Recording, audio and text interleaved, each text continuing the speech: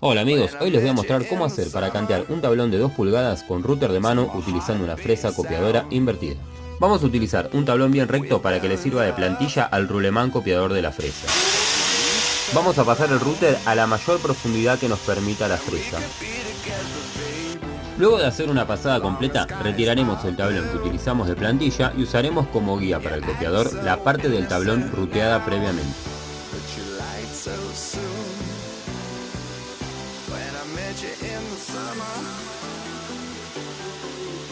De esta manera eliminamos el último escalón que nos quedó de material y obtendremos un tablón perfectamente canteado.